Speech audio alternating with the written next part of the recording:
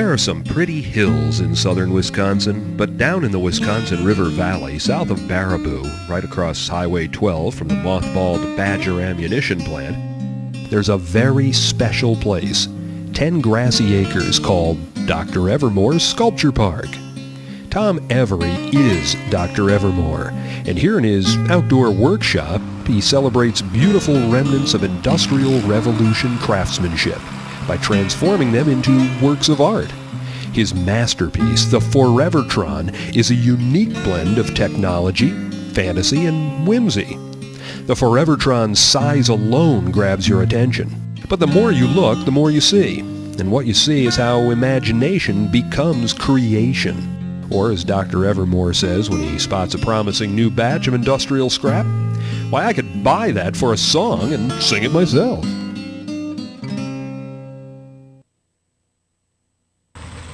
I was in the scrap business at 11 years old, and I would not been in that if I wouldn't have been a Cub Scout collecting toothpaste and tubes in the Second World War, which I was just a little guy then, and I carried on from there. But I'm a firm believer of saving everything. And we have several thousand ton of saved things, not only here, but also in other areas that I've been piling up for years. And then you get to be a certain age and you wonder, well, what are you doing all this stuff for? You know what I'm saying? I'm Eleanor Every. Tom started this project in 1983 under total depression. I was kind of upset about society and wanted to get away from people, and thought this would be a little quiet haven, and I built the Forevertron, which is designed to perpetuate oneself back into the heavens on a magnetic lightning force beam inside a glass ball inside a copper egg. This land belongs to his friend, who has been his friend since the 1950s. And his friend Jim Delaney said, just do what you want back here, because Tom was depressed. I was in a worldly dilemma of all these worldly people powering on and doing political and legal, and I got to thinking about something, why I might want to get away from here.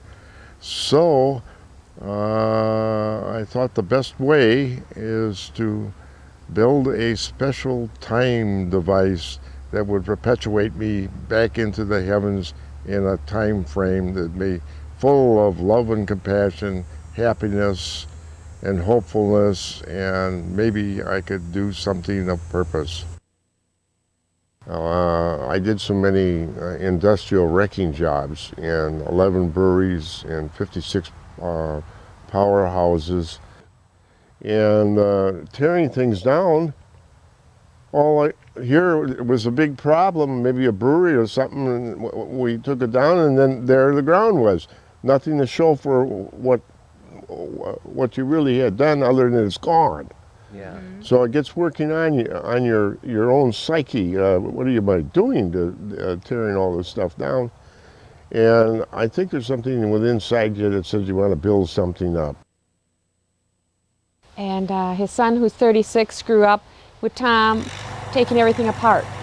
And Troy, who's 21, has grown up with it all being put back together as artwork. They're quite different. They're both artists too. The Forevertron, you would first weigh yourself in the graviton, and then being of the right weight after it was turned on and probably some of the water in you removed, you'd go over to a scale and check yourself, and then you would ascend the spiral staircase to the top, and then you would crank the crank, signaling to everybody on the ground, I'm ready to highball it to heaven, or into space, and go across a little bridge and get inside the glass ball inside the copper egg. The egg, his spaceship, is a glass ball that was for a Mars hamburger stand. And then they built a cage around it. So it does light up, it does go up and down and around.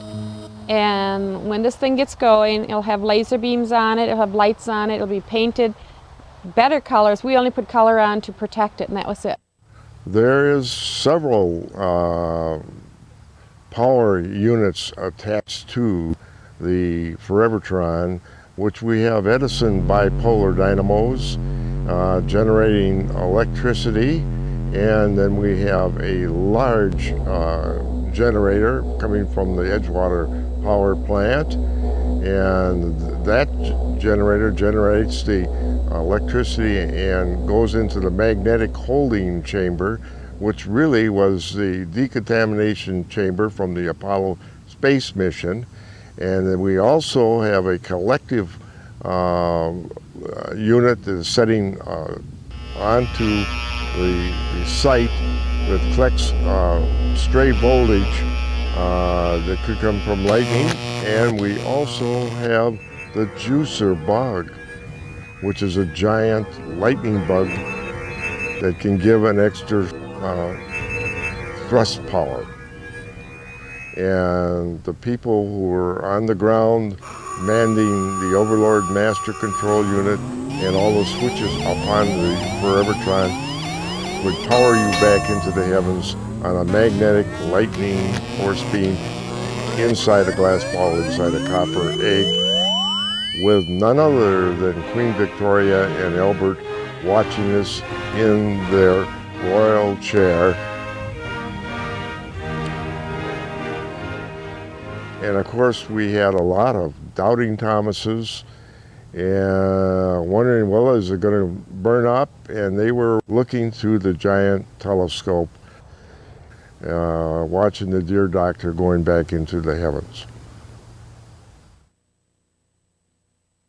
The unique thing is the decontamination chamber, which was used when the astronauts came back from the moon to make sure that they didn't bring any microorganisms back that could contaminate the human race. When we dismantled the three trailers that were probably on the battleship when the astronauts were picked up, I decided to save that decontamination chamber because it originally cost our government a little over $2 million and was an 1 3/4 stainless steel weighing approximately 32,000 pounds with super nice rubber sealed doors on it. And it's if it wasn't saved, nobody would even have any knowledge of that thing even being existed. This is the celestial ears. This is his balancer. This is for turning the speaker up and down, plus this. This one, you sit in, he's got heart-shaped seats in here. This is to draw in the celestial noises. And this is for seeing it. The brass and this around it, it's on a speaker from the Beloit Theater, Beloit, Wisconsin.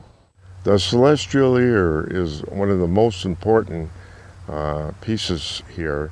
Two people sit in the seat, both of them looking out of telescopes. There's a third person underground that keeps rotating it, listening to unusual sound. If they pick up the main voice or sound, then they take an astrological bearings on that and write that down, and then they take that message over to the Overlord Master Control, who plots out the destination for the copper egg. It's an eagle, and where you see the little dots on the metal, like the beak, and the ones up by the eyes here and the cheek part of it, that tells the age of the metals of when these were made. It's the digger. That's what this part of here is, right here. And then it's got the mechanisms right inside of here.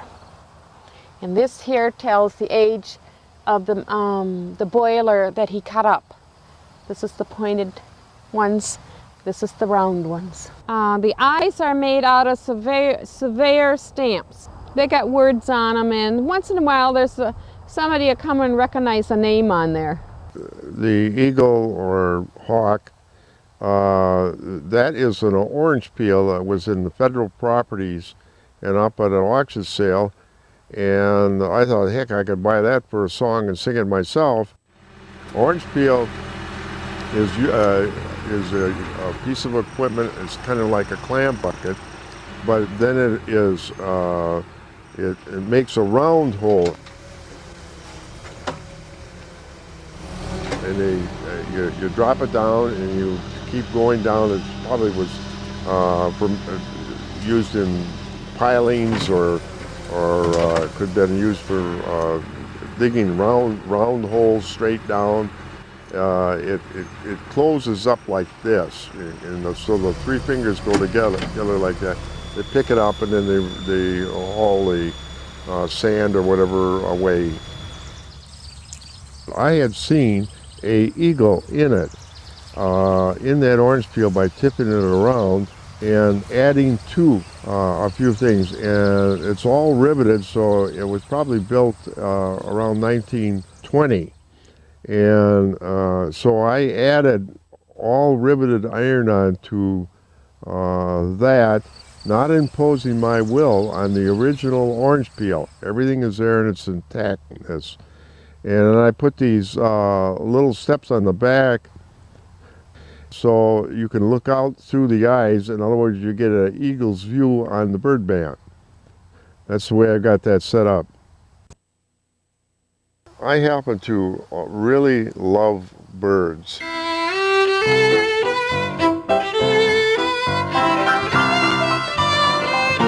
And the reason for that being is I think they're the most non-threatening species on our planet. They can fly up, they can look down, they can do about anything they want.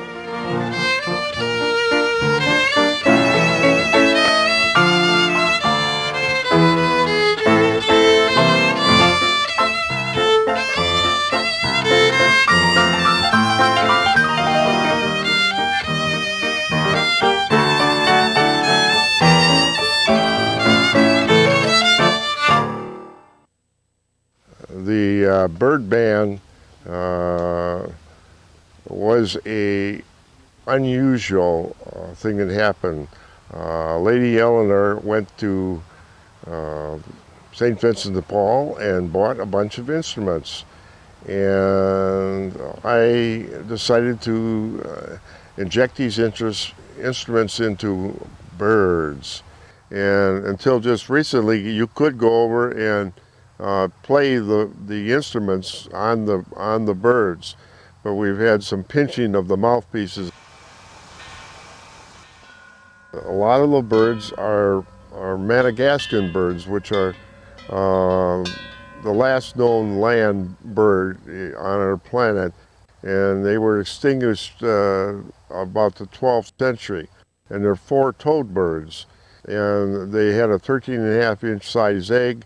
And I think we're kind of a docile bird, and that's why they were killed, probably for their meat or something about them. The back of two of the birds, they got special speakers as the tail feathers. Well, they'll be hooked up to sound so that you'll actually hear the band playing. And there's about 70 pieces in the bird band. And it's the only bird band in the world.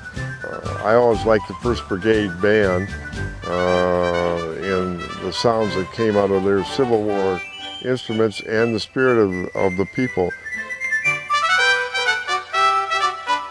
And so the director is the director for the 1st Brigade Band, and is none other than Dan, who has a wonderful flat top hat. And the music that will be played at all things will be the 1st Brigade's band music. This one is the drum bird, okay? And this is supposed to turn. So it's straight down, or it can turn so this is straight up. It needs oil now.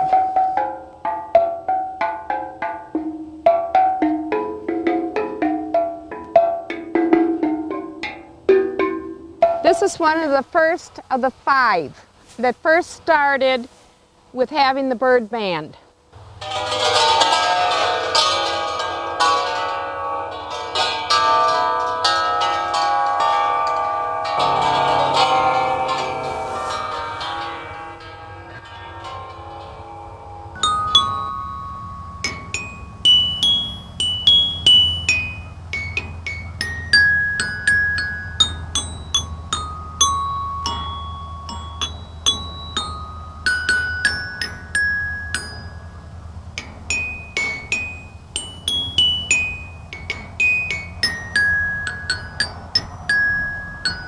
I'm playing with the eyeball from my little bug up there. Now these are supposed to turn upright so that they're level, but they need some WD-40 in here to get them back up again. But this is one of the 5 first that were made. This bird, I don't know if they call it the violin or if they call it the guitar, but the base, the center cell of it is made out of the therapy tub from a hospital. Those are Hubbard burn tank.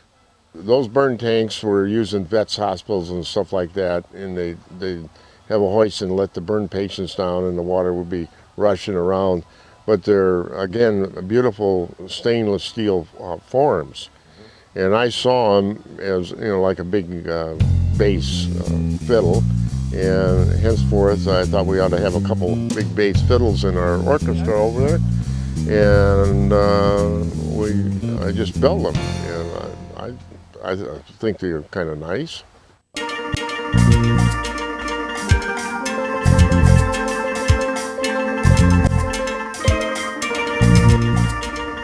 These are part of the leaping lizards. In 1999 we had a public paint party, and it was the ones that were 40 and older who painted these. We had gentlemen, 2 of them that were from Russia. I don't know which one they painted anymore, but they painted 2. I'm pretty sure this is one of them, and they didn't know a stitch of English, and it was pretty exciting.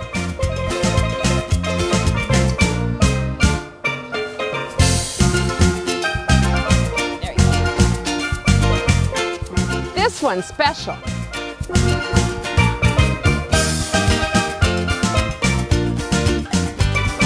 Isn't he great? He has 2 faces. This is one silly face, silly mouth, and then he's got this wonderful face. That's really silly. He's one of a kind. Once a year I have a public paint party, and kind of to help me get some color back here and help me with the painting.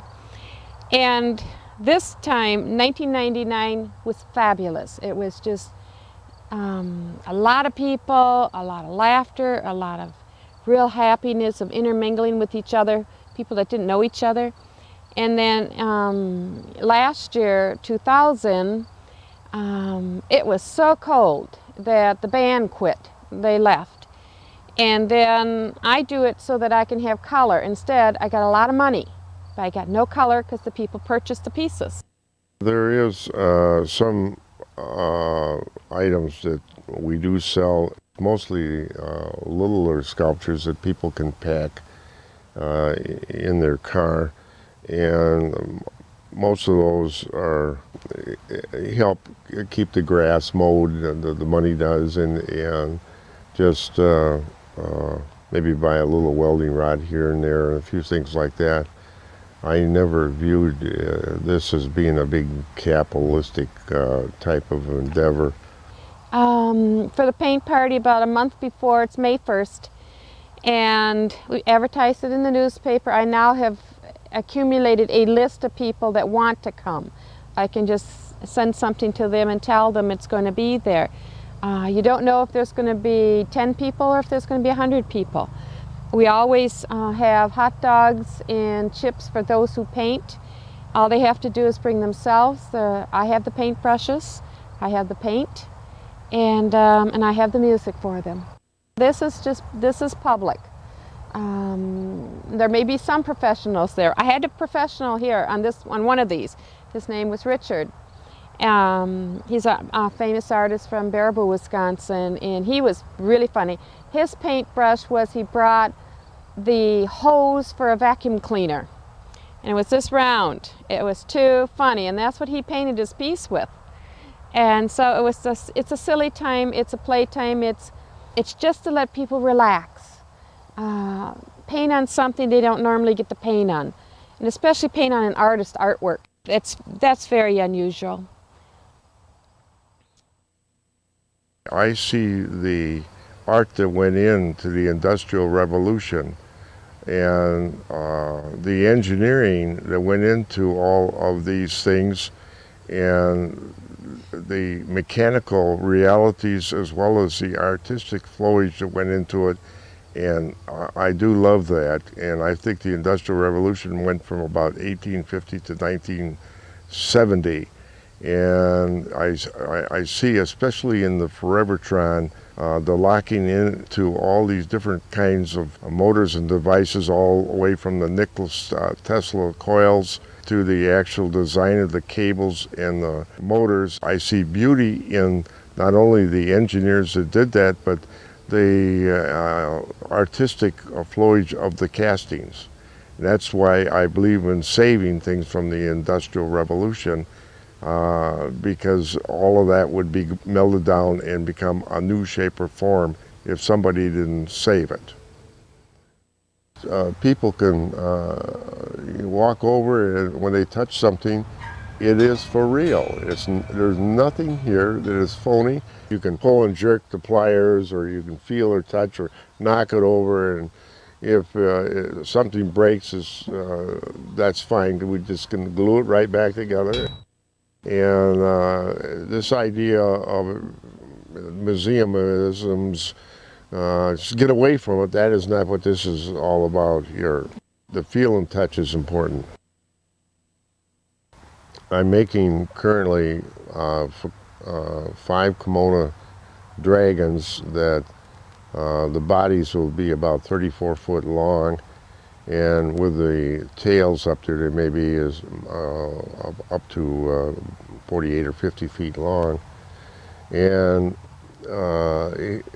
on the backbone, where we are using these tanks that we'll be putting a 3/4 inch bolt into, and the rubber washers, and where you can go along and tingle the backbones, and then you'll be able to go on the top with a piece of wood or anything and work it like a Tibetan bell.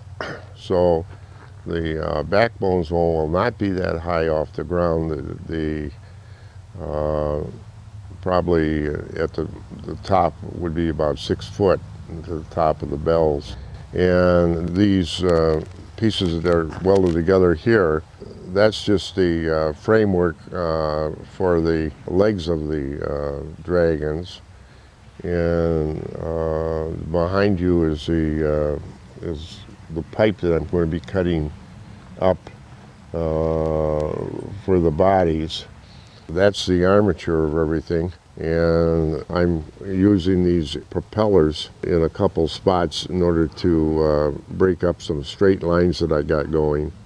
I got about 200 propellers that I'm going to work in to break up some straight lines. Most of the stuff that I do have here right now is just the fundamental structural armature to do this. They will be non-threatening Kimona dragons, and there'll be 5 of them, and I have the about 100-foot circle already made over there to put these Kimona dragons in. I don't alter anything. In this case, I will maybe cut them in 2 and whip them around in order to get that energy. But everything that I place next to each other is picking up the most positiveness of what's already been placed there, and the next piece will be more energy. And a lot of the stuff is very rigid, sterile parts, and I don't alter anything, so the original historicness is carried along with it. I don't know what I'm doing, but it sure gets people thinking outside of the box, and that anybody can do anything, I guess.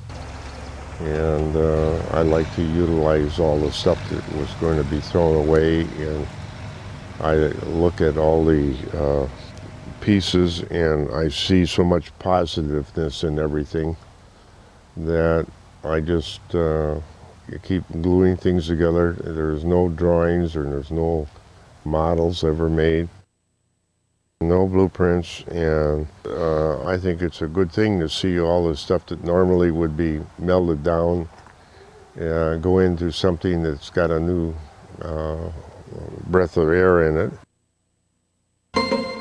This is for the making the hat.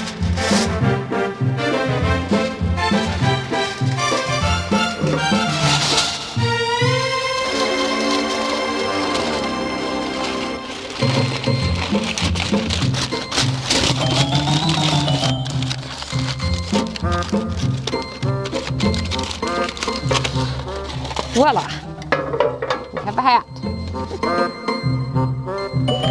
It has a different pattern on top here from the rain. Otherwise it'd be shiny.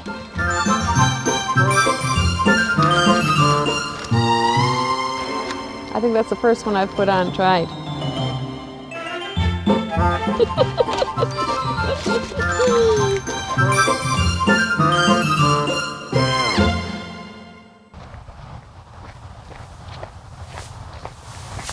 This is a popcorn stand.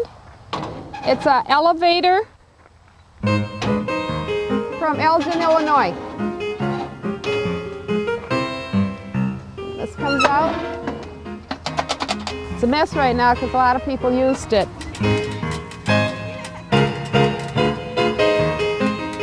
The springs are for the popcorn popping and the people.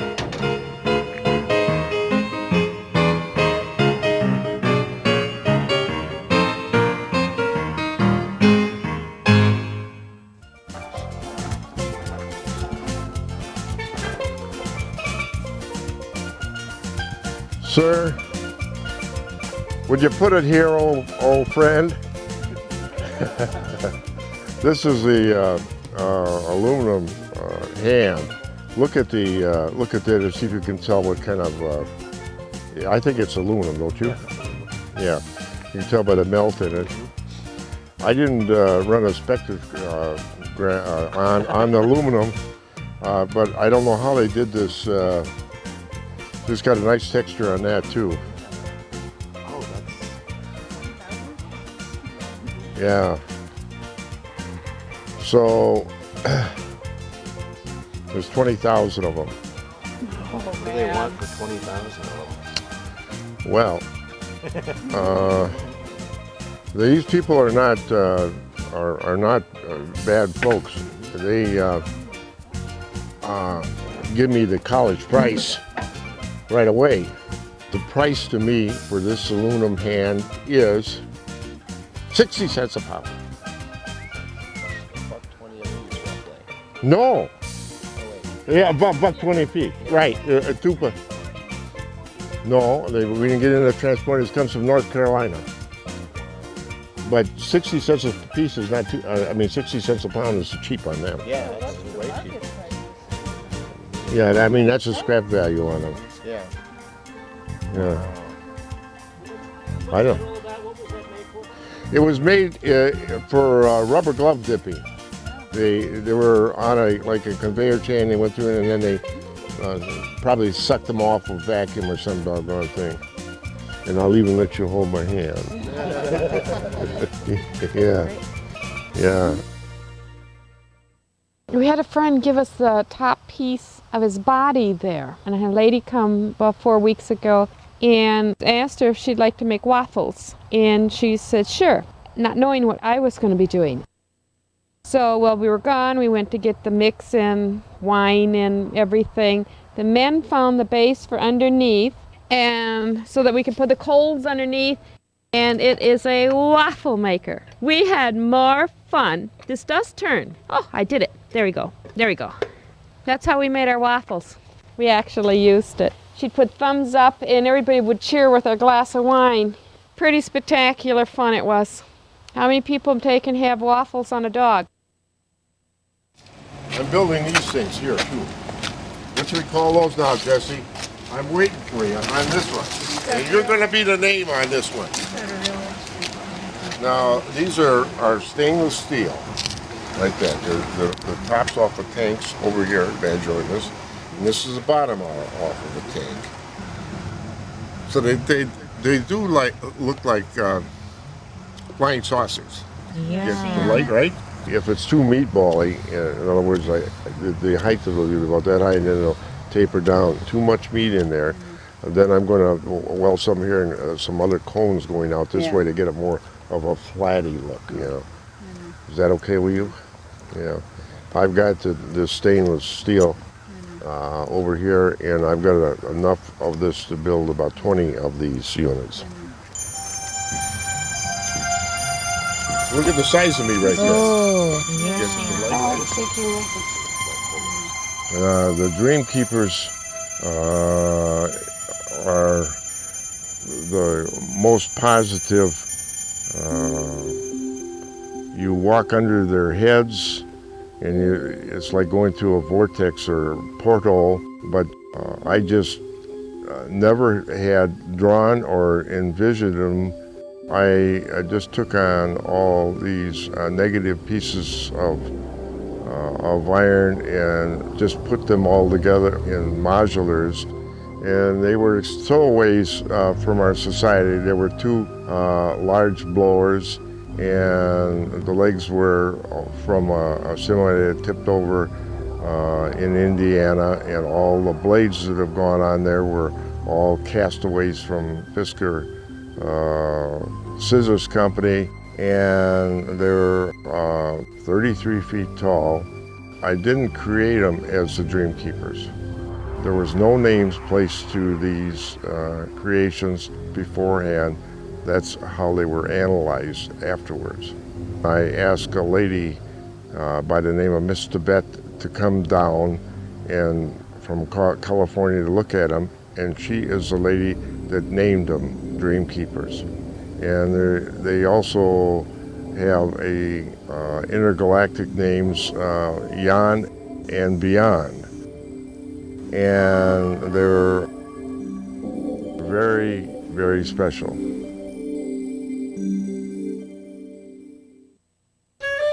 You guys.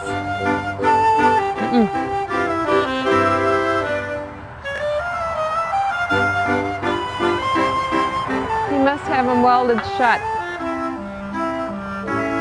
There we got one.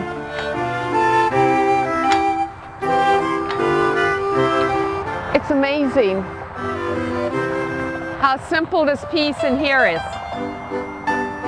Kind of like a come-along. Would look like this, with a little hole there for a mouth.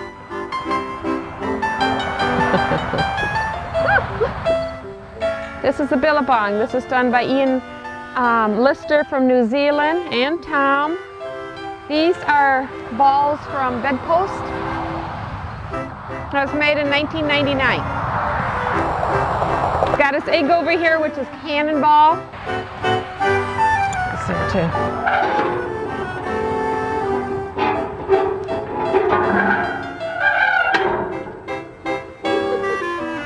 It's a pretty spectacular bird.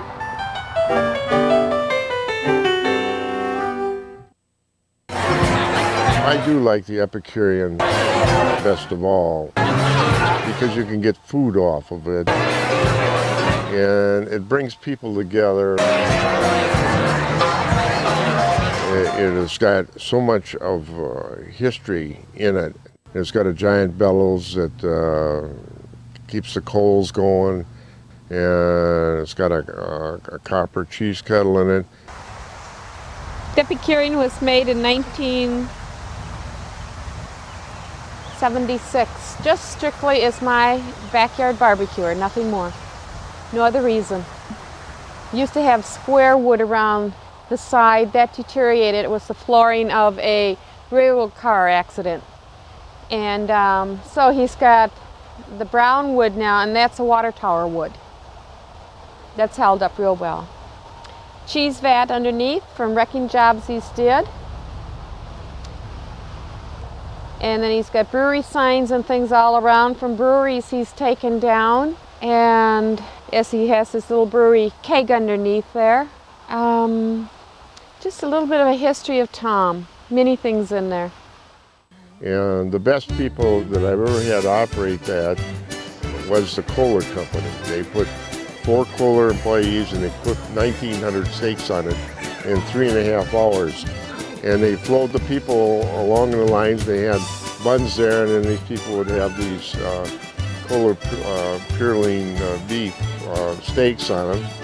And now Waltersheim Winery down here uses it every year for their wine stomp. So it's kind of like, it's nice here, and occasionally we have parties and weddings do use the Epicurean, and but it's with that, and if it was set up in a full show with all the hors d'oeuvre carts and everything over there, it's pretty peaceful and elegant. So I do like the Epicurean the best.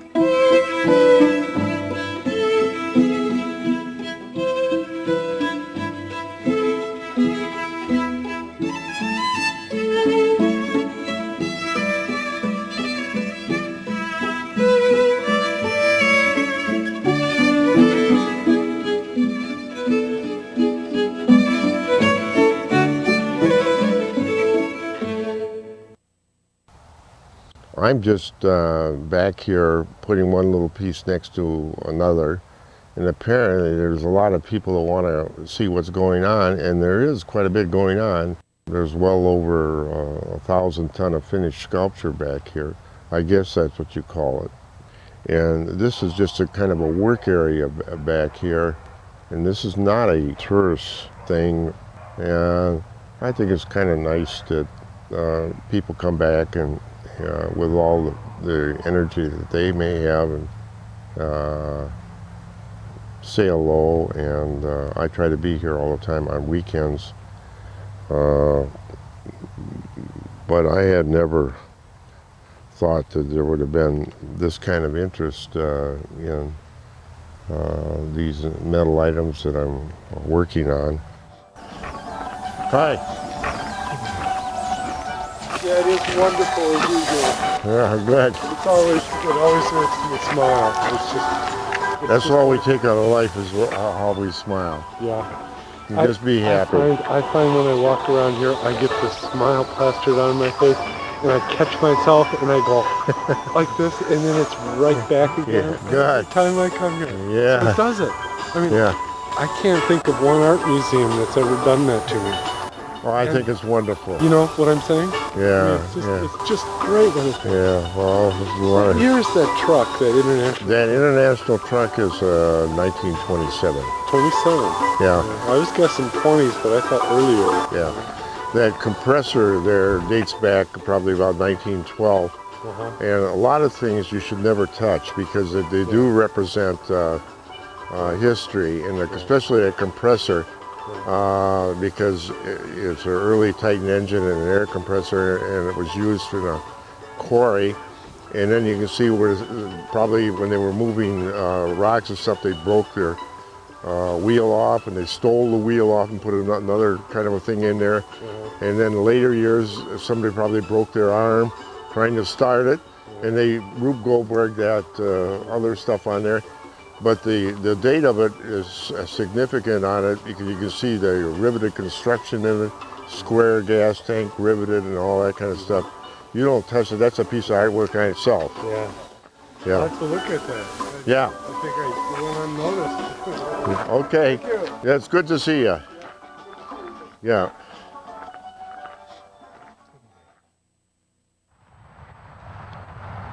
This one's called the Moon Maiden. And that was done 1988. This piece here is from the Apollo mission when they went to the moon. It's one of the doors. But it signifies a lady and a key to her heart.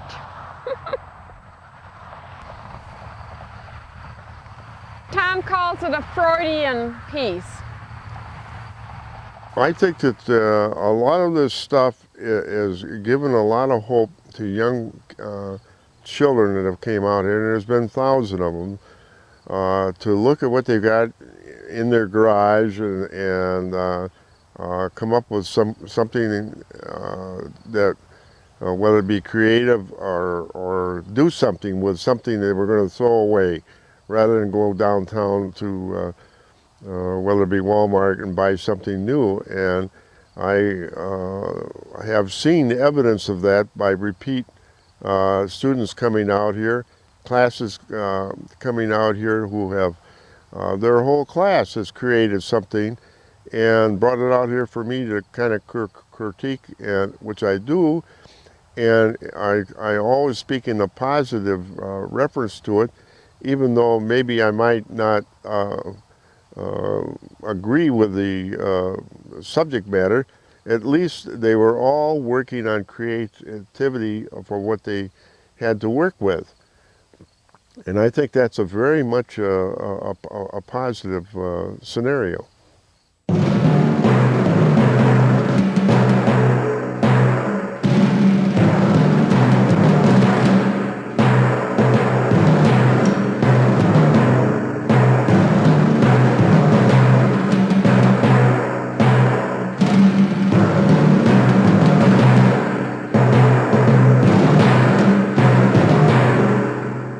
The gladiators were designed by Troy Every when he was 16 years old. His father did the welding. They all move. I love that noise.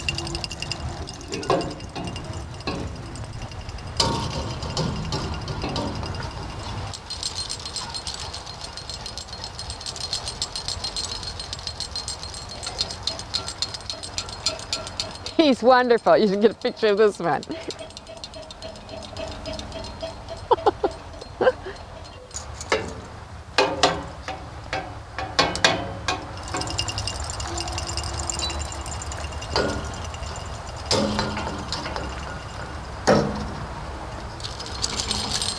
He's good.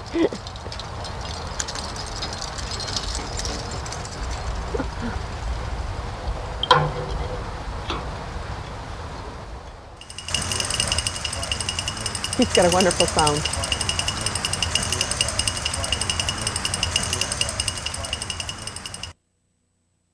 I had an interesting experience. I heard a whole bunch of unusual language, and I got out of my vehicle and went over and spoke on to one of the ladies, and I says, "Ma'am, is there anything I can do for you?" And the lady said in an impeccable English language, "Are you the man who created all of this?" And I says, "Why, yes, ma'am, I am."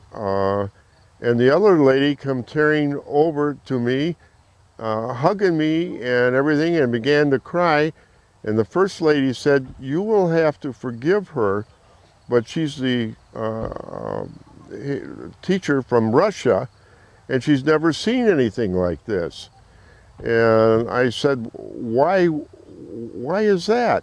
"Well, we are not involved in things like this in Russia. So they must have melted everything down over there or something, and they don't allow this type of things. Most people in some of these countries that we don't even think about it don't allow this kind of work going on. People got to be belly up to doing something more of a practical nation to nature to help the nation, and they're not exposed to, I guess, this kind of creativity.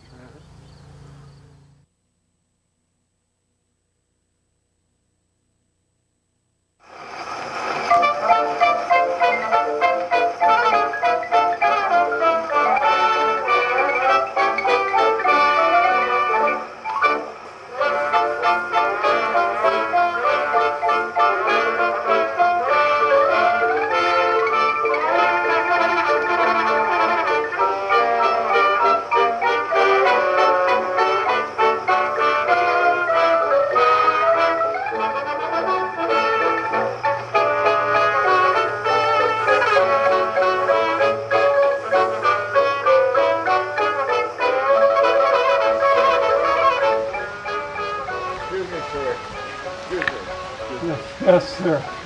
How are you today? What are you doing here? I'm